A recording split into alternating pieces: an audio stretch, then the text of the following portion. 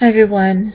Um, I just wanted to give another update. Um,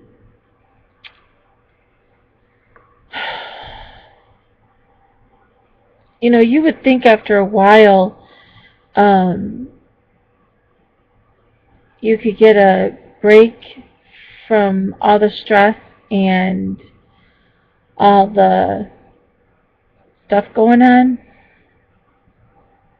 in life, because sometimes you have those ebbs and flows. I mean, everybody gets the high points and low points, and but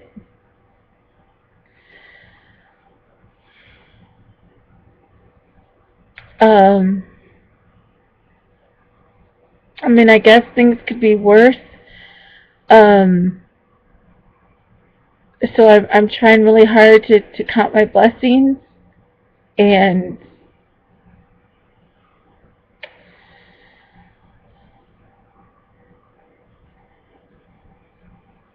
um,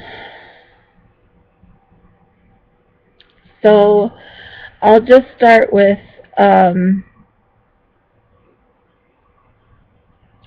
um, just what's the update. I'll just go from there. So we went to um, the surgeons yesterday, and we're paying $600 for insurance without any coverage for medicine.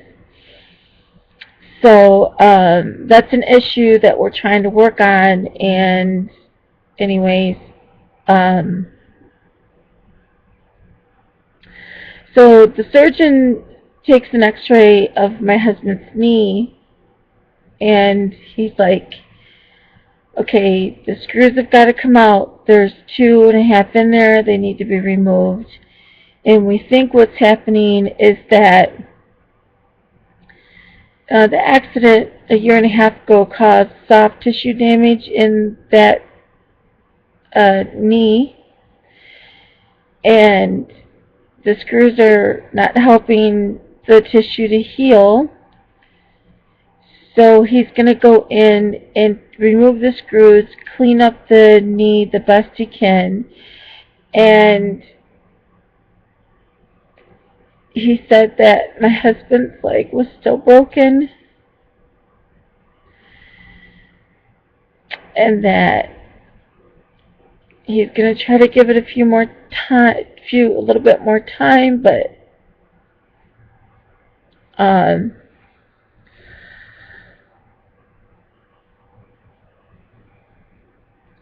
there's a pretty good chance he's going to need a bone graft, and that's going to be another surgery. So there's two: the cleaning up of the knee, and then bone graft. And then after the bone graft is done, then he's going to go back in and try to fix the tissue damage. So that's 3 surgeries that we're looking at. And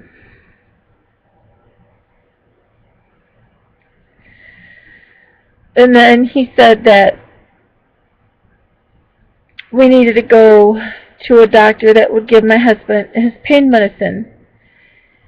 And okay, so yeah, most doctors are going to see you, and they're going to give you your pain medicine maybe in a different country, but not this one. And we had been looking at different doctors and going to different doctors and trying to find one that will help us.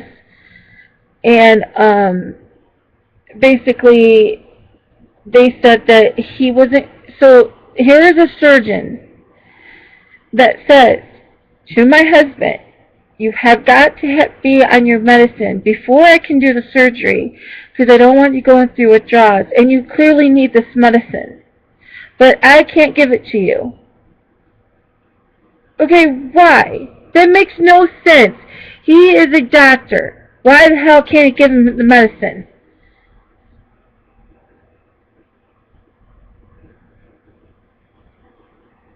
So,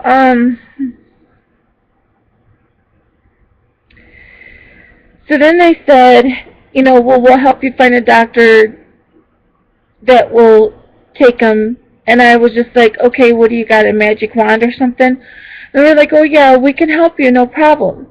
So they come back in and they said, well, this doctor, so-and-so, has you scheduled for an appointment. And we didn't know the doctor's name because when I only had the doctor's, like the name of the place, like, you know, uh, uh, uh, let's say McLaren's Family Doctor or something. You know what I'm saying? There wasn't, and there's like 5 or 6 different doctors in the clinic. So, anyways, and I'm like, no, we don't know who this person is. And I says, but we've been trying to find a doctor that will see us. So, they're like, okay, well, as soon as we get this figured out, because you really need this medicine.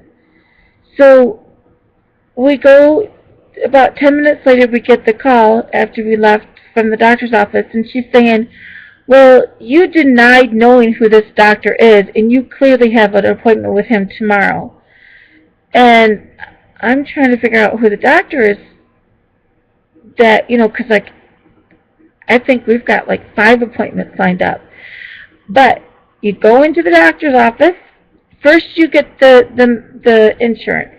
Then you have to call doctor's appointments, and you have to get them lined up. Now, for a new doctor is going to take about anywhere from 2 to 4 weeks to be seen. So you line up all these doctors, okay?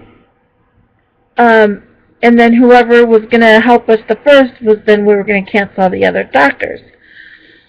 So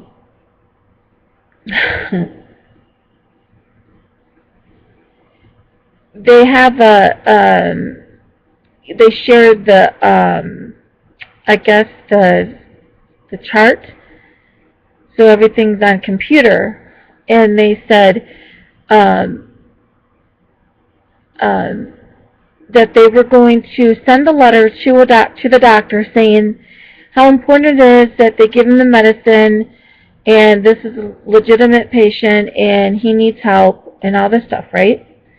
So today, we go into the doctor's office, and they haven't heard anything about us. They don't know that he's been in a car accident. They don't know anything about it. Nothing. They didn't even look at the chart. Didn't even bother to look at the chart. So the doctor come in, and I says, so you don't know what's going on? And he goes, no, I don't look at the chart until after I see the patient. Okay, I have a master's in psychology. I even know that I'm not even a doctor, and I know that is not something you do. My daughter sees a chiropractic office, and there's like 5 or 6 chiropractic care people there, and every morning they have a meeting, and they go over the patient, who's they're going to be seeing, how this person likes to be adjusted, blah blah blah blah blah about the patient. Okay, why can't doctors do that? Okay, so then the doctor, at least he didn't walk out the door, because he could have said, no, we don't help people like this, blah, blah, blah. And he said to us, well, I usually don't help people like this. And he says, but I can see that you have a legitimate concern. So he went to look at the chart again and to talk to the office manager. Well, the office manager called, the surgeon's office manager called the doctor's office manager and said to her point blank, supposedly, this is how all the stuff gets started. The office manager said that she talked to the surgeon's office manager, and the surgeon's office manager said that she wanted him off the drugs before he could take the surgery. That is a complete and utter miscommunication. So stupid.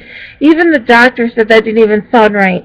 Because if he wanted him off the medicine, then why didn't he take him off the medicine? You can't come down or withdraw off medicine within a few weeks like that. And the doctor said that didn't even sound right because after he had the surgery, he'd have to be on medicine anyways.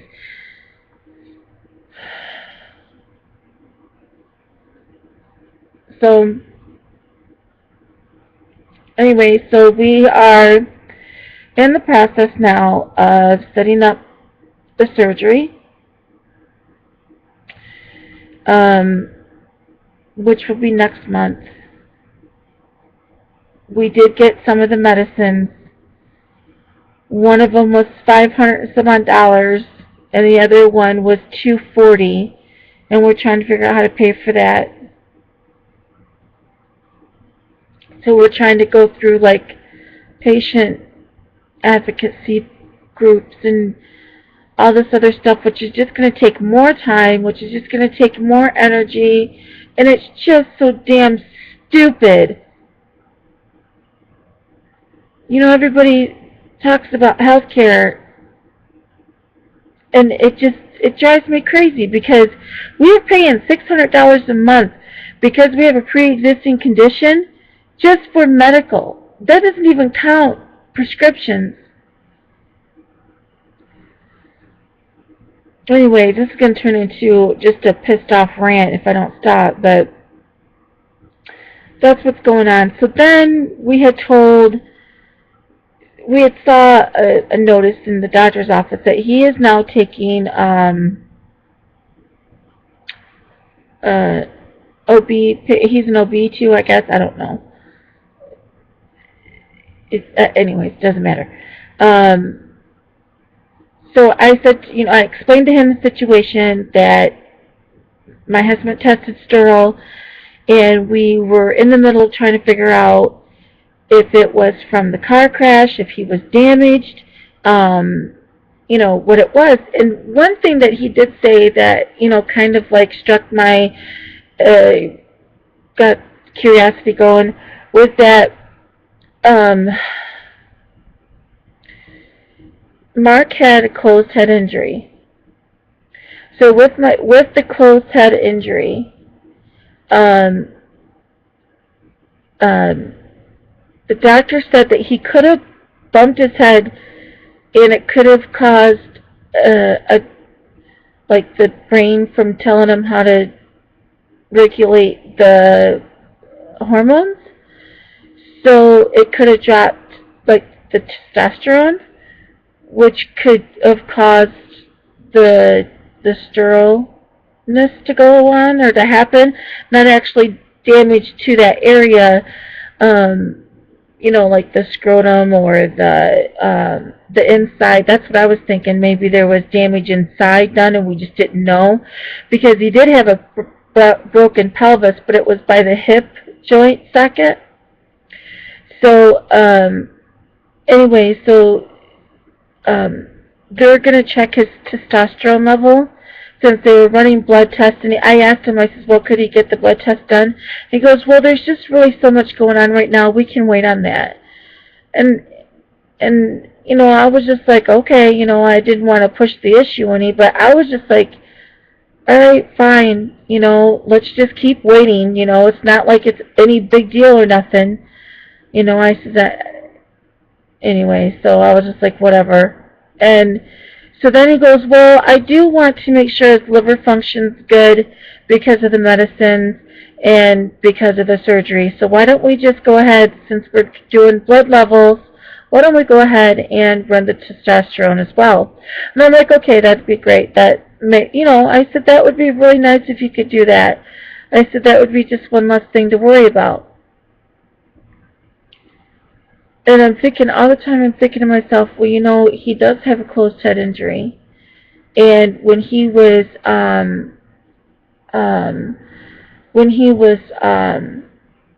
in um, the hospital, he was having dizzy spells, and the dizzy spells were like making him. They said that crystals got shook loose in the ear canal, and that's what was making him dizzy. And they had to like move him around, and his eyes would move real quick. So, anyways, they fixed him, and that they had done it a couple times, like a couple months after the accident as well. So. Anyways, that's the update so far. I would like to update about how I'm feeling, and I will do that in another video. So I will be right back.